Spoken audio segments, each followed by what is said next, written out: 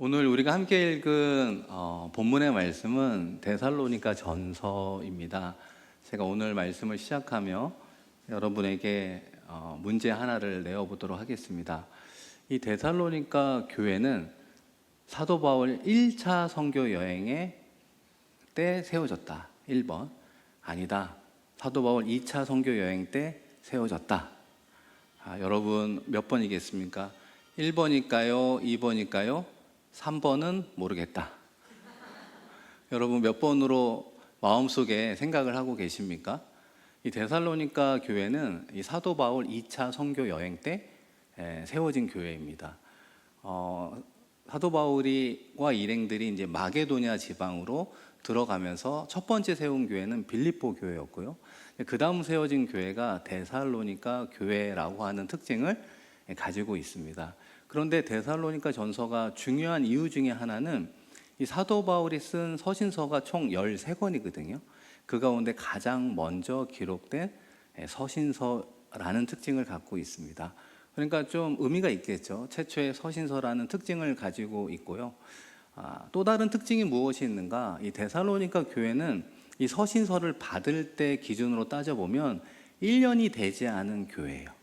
우리가 보통 교회를 창립한 지 1년 안 된 교회를 뭐라고 그러죠? 신생교회, 인원이 적으면 미자립교회, 진짜 숫자가 적으면 개척교회, 이렇게 표현할 수 있지 않습니까? 그러니까 데살로니가 교회가 교세가 얼마나 모였는지는 알 수 없지만 1년도 되지 않은 교회는 어떻게 보면 신앙의 뿌리가 얕고 깊지 않은 그런 열악한 특징을 갖고 있지 않겠습니까? 그럼에도 불구하고 데살로니가 전서 말씀을 쭉 읽다 보면 그 성도들이 사도 바울을 사랑하는 마음으로, 그렇죠, 재정적으로 지원하고 기도하고 후원하고 또 응원하는 아름다운 모습들을 보여주고 있다는 것입니다. 그런 그들을 향해 사도 바울이 목회자의 심정, 사랑하는 목자와 같은 마음으로 그들에게 편지를 썼다는 것입니다. 그런 편지 가운데 오늘 읽은 말씀은 우리를 향하신 하나님의 뜻이라고 말을 할 수 있는 어떻게 보면 기본적이지만 가장 중요한 신앙의 태도에 대한 이야기를 우리에게 전해주고 있습니다. 그런 말씀을 함께 나누어 보려고 하는데요. 우리 데살로니가 전서 5장 16, 17, 18절을 우리 한 번 더 같이 읽어보도록 하겠습니다. 시작. 항상 기뻐하라, 쉬지 말고 기도하라, 범사에 감사하라. 이것이 그리스도 예수 안에서 너희를 향하신 하나님의 뜻이니라. 아멘. 그러니까 그 당시는 데살로니가 성도들, 지금은 남대문 성도들 향한 하나님의 뜻이 무엇인가 우리가 물어본다면 대답하기가 좀 어려울 때 이 말씀을 생각하면 된다는 것입니다. 항상 기뻐하라, 쉬지 말고 기도하라, 범사에 감사하라. 외우기도 어렵지 않잖아요. 그런데 이 말씀이 우리에게 가장 기본적이면서도 가장 무겁게 다가오는 이유가 있습니다. 기뻐할 수는 있어요. 여기서 계신 분들이 기뻐하지 않을 이유가 어디에 있겠습니까? 근데 왜 어렵죠? 항상 기뻐하는 게 어렵다는 거예요. 기도 생활 안 하는 분이 여기 어디에 있겠습니까? 그런데 이 말씀이 우리에게 좀 무겁게 다가오는 이유는 무엇입니까? 쉬지 말고 기도하라. 마지막으로 감사하는 삶, 우리가 다 살아가죠. 그런데 범사에 모든 상황과 환경 가운데 감사하라. 이런 전제 조건이 달려있기 때문에 사실 좀 어려운 말씀으로 이해가 된다는 것입니다. 그래서 오늘은 이 세 가지 특징을 함께 생각해 보려고 하는데요. 첫 번째는 무엇이겠습니까? 항상 기뻐하라. 한번 다 같이 우리 읽어보겠습니다. 시작. 항상 기뻐하라. 항상 기뻐하라. 이것이 우리를 향한 하나님의 첫 번째 뜻이라고 이야기하는 것입니다. 그런데 어떻게 우리가 항상 기뻐할 수 있을까? 기뻐는 하는데, 대체는 기뻐하는데 더 나아가 항상 기뻐할 수 있는 그런 신앙의 흐름은 어떻게 완성되는가? 이 사도 바울이 나중에 이 빌립보서를 통해 이 부분을 좀 도와주는 말씀이 하나 있습니다. 우리 빌립보서 4장 4절 말씀 같이 한번 읽겠습니다. 시작. 주 안에서 항상 기뻐하라. 내가 다시 말하노니 기뻐하라. 이 사도 바울의 신앙의 정체성, 내가 왜 사도 바울인가? 내가 왜 이방인의 사도로 살아가는가를 가장 잘 보여주는 말씀이 빌립보서 말씀이었습니다. 주 안에서 내가 머물기 때문에 항상 기뻐할 수 있다는 거예요. 주 안에서 머물기 때문에 하나님이 베푸신 구원이 크다는 것입니다. 우리가 주 안에 머물기 때문에 우리 안에 있는 영생이 우리를 즐겁게 한다는 것입니다. 우리가 주 안에서 머물기만 한다면 천국의 소망이 우리 가운데 가득하게 된다는 것입니다. 그래서 사도 바울은 늘 주 안에서 머물기를 힘쓰라. 우리가 주 안에서 머물기만 한다면 기뻐하는 것을 넘어 항상 기뻐하는 자가 될 수 있노라 우리에게 말씀하고 있다는 것입니다. 하나 더 사도 바울이 우리에게 무엇을 이야기하는가? 이 주 안에서 항상 기뻐한다라고 하는 것은 한 번에 되는 건 아니라고 하는 것입니다. 그렇죠? 사도 바울도 다메섹 도상에서 빛으로 임하신 부활의 주님을 만나고 이방인의 사도로 급진적인 회심을 이루었노라 여러 차례 말씀을 드렸잖아요. 그러나 그 한 번의 회심이 지금과 같은 주 안에서 항상 기뻐하는 자가 되는 것은 아니었습니다. 그가 쓰러지고 실패하고 넘어졌지만 어떤 과정을 거치면서 그런 신앙인이 될 수 있었는가? 배부름과 배고픔, 높은 지위, 낮은 지위, 어렵고 힘든 모든 상황 속에서 사도 바울이 무엇을 배웠다 이야기합니까? 자족을 배웠다 말하고 있습니다. 여러분 한번 따라해 보시겠습니까? 자족을 배웁시다.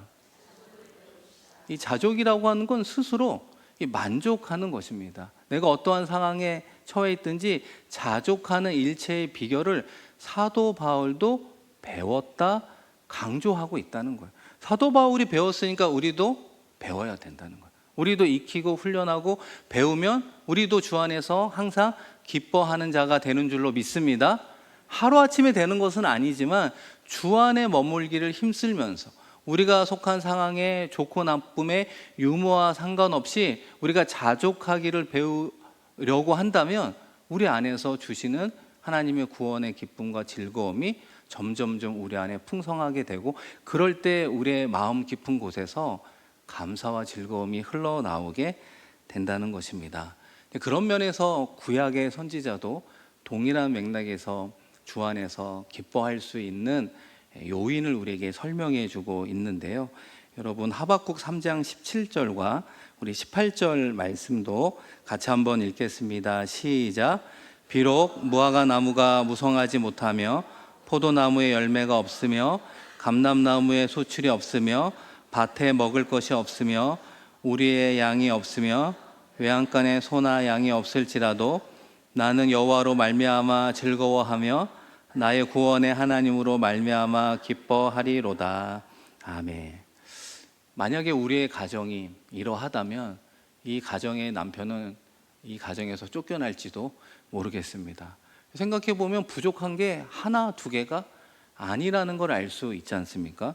무화과 나무가 무성하지 못하고 포도나무에 열매가 없고 감람나무에 소출이 없고 밭에 먹을 것이 없고 우리의 양이 없고 외양간에 소나 양이 없다.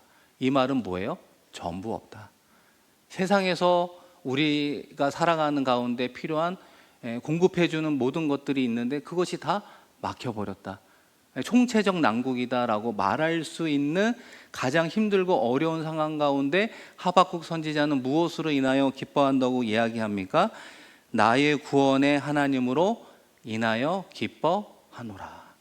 나의 구원의 하나님으로 인하여 하박국 선지자는 기뻐하노라 이야기하고 있다는 것입니다. 그러니까 사도 바울은 내가 주 안에서 항상 기뻐하노라. 하박국 선지자는 나에게 구원을 베푸시는 여호와 하나님의 구원으로 인하여 기뻐하노라. 이 공통적인 고백을 하고 있다는 것입니다.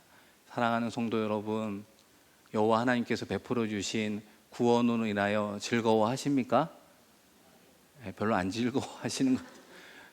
여호와 하나님의 구원으로 인하여 즐거워하십니까? 즐거워하고 기뻐하며 나아가야 된다는 것입니다. 그런데 우리의 현실적인 문제는 무엇인가? 우리 가운데 항상 기뻐하지 못하는 현실적인 문제가 있다는 것입니다. 하나, 둘 이상의 현실적인 문제와 어려움이 있다는 것이죠. 이야기를 들어보면 그 고통이 결코 가볍지 않아요. 가볍지 않은 고통 가운데 어떻게 기뻐하고 감사할 수 있을까? 이야기를 들어보면 동의가 될 수도 있다는 것입니다. 그리고 감사할 조건은 오랫동안 머물지 않잖아요. 그러나 아픔과 고통과 눈물은 계속해서 우리를 힘들게 한다는 거예요. 그 아픔은 더 오랫동안, 더 길게 우리의 어떤 신앙의 발목을 잡게 된다는 것입니다. 그런 의미에서 여러분의 현실의 가장 큰 문제 중에 하나, 여러분을 주 안에서 항상 기뻐하는데 방해가 되는 여러분의 현실 하나는 무엇이 있습니까? 어떤 분에게는 그것이 물질의 문제일 수도 있고요.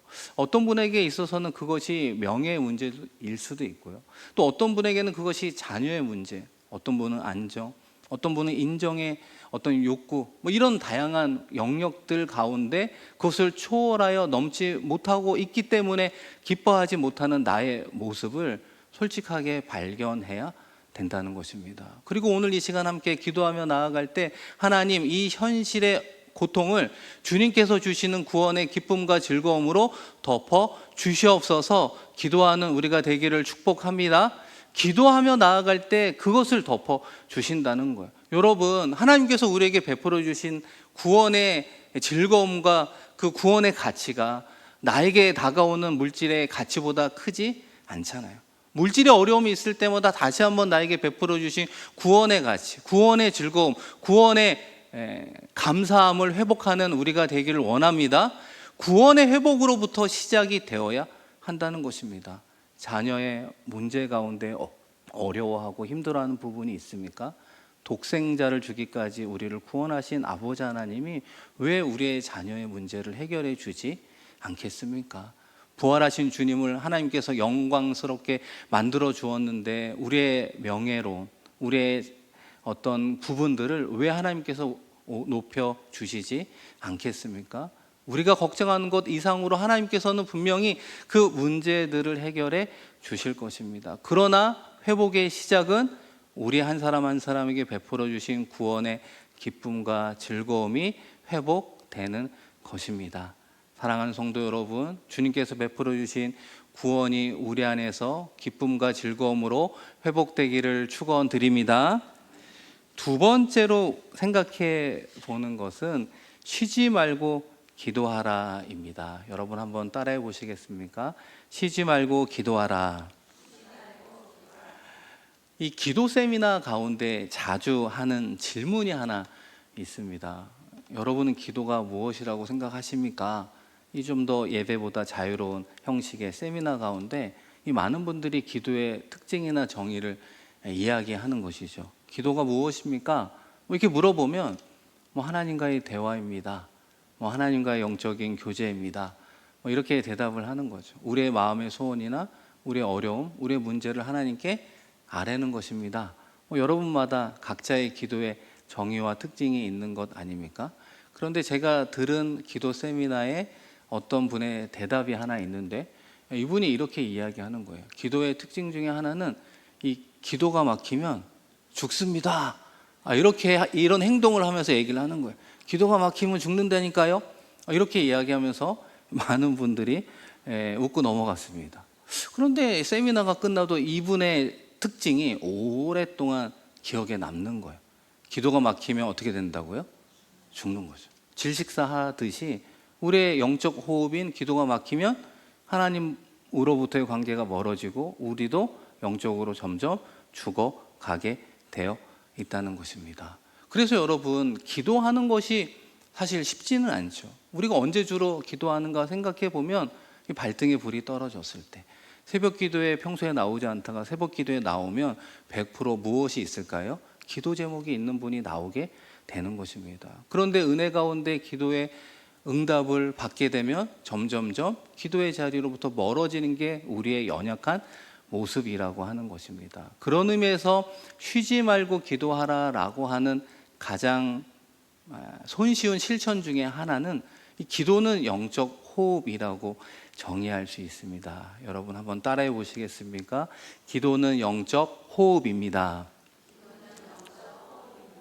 우리가 숨을 쉬지 않습니까? 들숨과 날숨, 호흡을 들이마시고 또 내뱉는 들숨과 날숨을 통해서 누가 가르쳐 주지 않아도 호흡을 하며 살아가듯이 그것을 흔히 호흡 기도라고 표현을 하기도 하거든요. 그러니까 우리가 숨을 쉬며 살아가듯이 우리가 하나님 앞에 호흡 기도로 나아가게 되는데, 가장 대표적인 기도 무엇이 있다고 말씀드렸습니까? 주 예수 그리스도시여 나를 불쌍히 여기시옵소서. 한 번 더 따라해 보시겠습니까? 주 예수 그리스도시여 나를 불쌍히 여기소서. 그러니까 우리가 호흡하는 모든 일상 가운데 그렇게 기도하는 것이죠. 주 예수 그리스도시여 나를 불쌍히 여겨 주옵소서. 아주 짧은 기도 문장이지만 가장 주님 앞에 가까이 나아가는 기도문이라고 말할 수 있는 것입니다. 그래서 특별한 기도의 제목이 있건 없건 내가 늘 걸어다니고 일을 하고 무엇을 한다 할지라도 주 예수 그리스도시여 나를 긍휼히 여겨 주옵소서. 기도하며 나아갈 때 우리가 그런 기도문으로 하나님 앞에 기도하고 그 기도를 들으신 하나님의 영으로 우리가 들어 마시면서 주 예수의 영으로 우리 안을 채워가는 것, 그것이 호흡 기도의 가장 기본이라고 말하는 것입니다. 그것이 영적인 습관이 되고 거룩한 습관이 된다면 우리는 쉬지 않고 정말 기도하는 자로 살아가게 된다는 것입니다. 여러분, 마지막으로 범사에 감사하라 말씀하고 있습니다. 여기서 말하는 범사라고 하는 건 모든 상황을 이야기하는 겁니다. 좋은 상황, 좋지 않은 상황, 모든 상황 가운데 감사하라 우리에게 권면하고 있다는 것입니다. 우리의 상황 관계가 좋을 때 감사하는 건 당연한 것 아니겠습니까? 그러나 그렇지 못한 환경과 상황 가운데 감사한다는 것이 참 어렵고 힘이 든다는 것입니다. 그런데 어떻게 범사에 모든 상황 가운데 우리 모두가 감사할 수 있을까? 이 말씀을 생각해 보면서 이번 주에 우리가 함께 새벽 기도 가운데 나누고 있는 에스더 말씀이 생각이 났습니다. 여러분, 에스더 말씀에는 하나님이라는 용어가 나옵니까? 안 나옵니까? 듣고 계시는군요. 하나님이라는 용어가 나오지는 않는다는 것입니다. 그러나 우연을 가장한 하나님의 섭리가 모르드게를 이끌고 에스더를 왕후가 되고 네가 왕후가 된 것이 이때를 위함인지 어찌 아느냐, 뭔가 하나님께서 그들을 유다인의 구원의 도구로 이끌어가고 있는 강한 하나님의 간섭, 하나님의 섭리를 느낄 수 있다는 것입니다. 그렇기 때문에 우리도 동일한 신앙의 관점이 필요하다는 거예요. 모든 일에 우연이 없다는 것입니다. 하나님의 간섭, 하나님의 섭리가 그 안에 있다라고 여긴다면 나에게 다가온 좋지 않은 상황과 환경 가운데에도 무엇이 있다? 하나님의 뜻이 있구나, 하나님의 역사가 있구나, 하나님께서 이것을 통해서 다시 한번 역전시켜 주셔서 하나님의 영광을 보게 하시는구나, 그 믿음이 우리 가운데 있을 때 범사에 감사하며 나갈 수 있다는 것입니다. 이 사랑하는 성도 여러분, 저는 에스더 말씀을 이렇게 읽고 또 묵상하고 또 말씀을 준비하면서 이런 생각을 하게 되었습니다. 제가 남대문교회 담임 목사로 온 지 아직은 2달이 안 되어 가고 있거든요. 근데 제가 외부에 있을 때 이런 모습들을 좀 보고 듣게 되었습니다. 1차 투표도 했고 결선 투표도 했고 2월 16일에는 공동의회도 했고 어쨌든 잘 통과되어서 목사님, 담임 목사가 되었습니다. 이런 결과를 받게 되었거든요. 그래서 저는 그냥 무난하게 그런 과정을 거쳐서 여기까지 왔는가 보다 이렇게 생각이 들었는데요. 막상 2달 동안 생활하면서 1차, 2차 투표하는 과정 속에 나름 치열한 이 선거전이 있었다, 이런 얘기들을 조금씩 해 주시더라고요.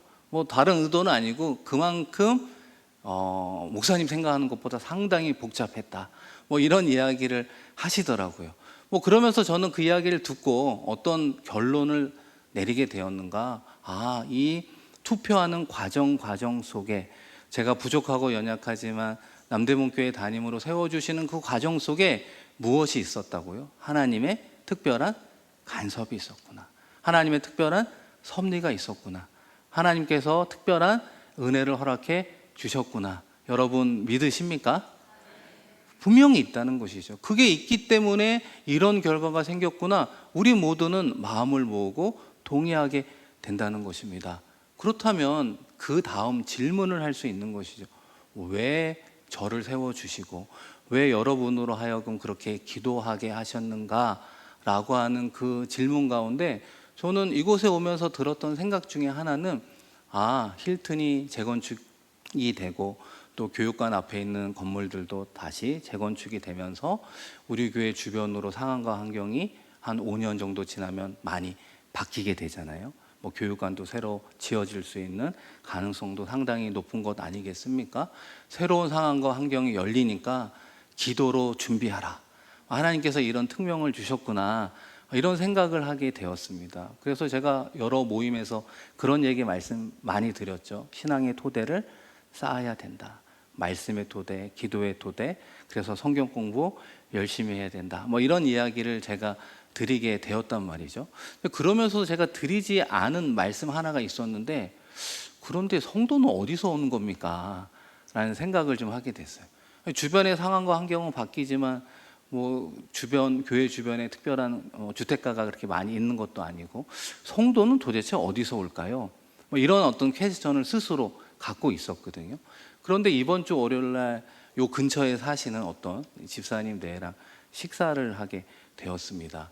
그런데 그분이 그 얘기를 먼저 하시더라고요. 목사님, 그 힐튼 맞은편에, 그러니까 생각해 보시면 힐튼 맞은편에 주유소 있는 거 아세요? 아세요?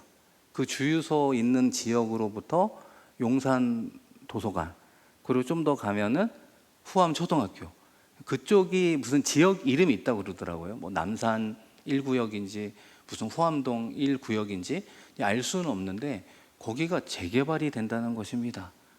여러분, 투자라는 이야기가 아니라요, 재개발이 되는데 15층 아파트가 들어온다는 거예요. 그런데 그 완공 시점이 2032년이래요. 7년이 지나면 1200세대가 들어온다는 거예요. 그러면서 그분이 하는 말이, 목사님, 그때를 대비해서 준비하세요. 이렇게 이야기를 해 주시는 거예요. 그래서 제가 깜짝 놀랐습니다. 교회 상황과 환경만 열리는 게 아니라 교회 주변에 아파트 단지도 허락하시는구나. 그래서 더욱더 확신 있게 깨닫는 건 무언가, 우리가 앞으로 최소한 5년, 7년 동안 무엇을 해야 된다고요? 기도해야 된다는 거예요. 말씀으로 준비해야 된다는 거예요. 신앙의 토대를 쌓아 가야 된다는 것입니다. 그 가운데 하나님의 특별한 또 다른 간섭과 섭리가 있는 줄로 믿습니다. 그게 보이지 않는 하나님이 우리의 가정과 자녀, 일터, 우리가 섬기는 남대문교회 공동체를 그렇게 이끌어 가고 있다는 것입니다. 그 흐름 속에, 우리가 그 영적 흐름 속에 준비해야 된다는 것입니다. 준비하라고 우리에게 하나님께서 사인을 허락해 주었다는 거예요. 2, 3년 동안 지금 기도로 준비하고 있었던 거죠. 계속 기도하면서 말씀의 토대를 쌓아간다면 하나님께서 남대문 교회 공동체 가운데 제2의 부흥을 허락해 주실 줄로 믿습니다. 별로 부흥을 원하지 않으시는 것 같아요. 제2의 부흥을 허락해 주실 줄로 믿습니다.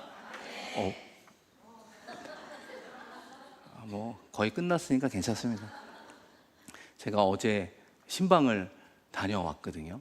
근데 이제 신방 가운데 특별히 이제 환우 신방을 하다 보니까 그 손영자 권사님 신방을 했습니다. 103세대신 우리 권사님을 만났는데, 물론 이제 좀 연세가 있으시니까 뭐 시력과 청력이 좀 약하신 부분도 있지만 그래도 대화가 되고 아주 또렷하게 말씀을 하시더라고요. 그러면서 윤장호 목사님, 조덕진 목사님 다 이렇게 오는 거 알고 계시면서 저희에게 뭐라고 얘기하냐면, 중보기도 많이 하겠습니다.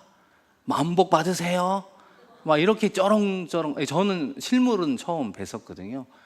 누가 신방을 하러 간 건지 알 수 없는, 오히려 저희가 큰 은혜를 받고 왔습니다.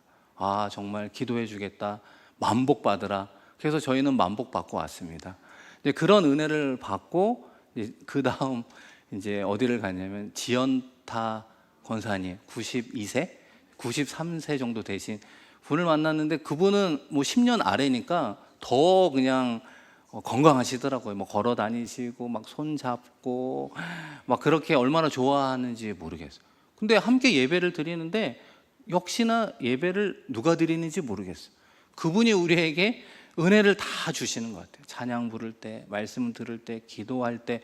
솔직히 저희가 직분만 목회자이지 이분이 더 하나님을 사랑하는구나, 말씀과 찬양, 기도에 정말 더 깊은 은혜의 소유자구나, 사실 그렇게 느꼈거든요.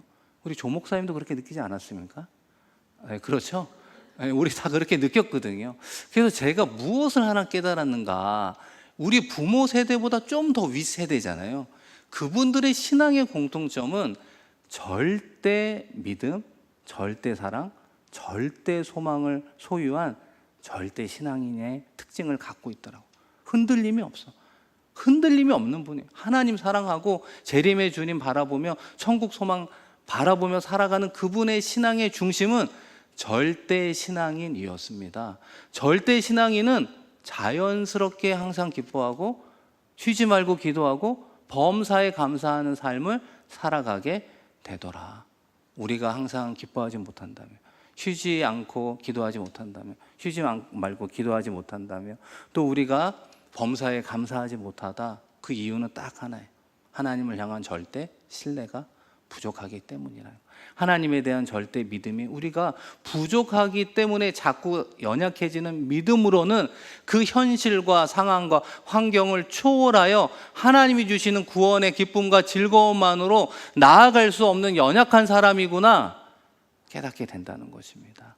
사랑하는 성도 여러분, 그런 의미에서 다시 한번 하나님을 향한 절대 믿음의 소유자로 거듭나는 우리가 되었으면 좋겠습니다. 그럴 때 우리가 만나는 어떠한 상황이든지 우리는 흔들림 없이 항상 기뻐하고 쉬지 말고 기도하고 범사에 감사함으로 우리를 향한 하나님의 뜻을 이루어 가게 될 것입니다. 다시 한번 절대 믿음의 소유자로 모든 상황 속에서 하나님의 뜻을 이루어 가는 데 승리하는 저와 여러분 되기를 주님의 이름으로 축원드립니다.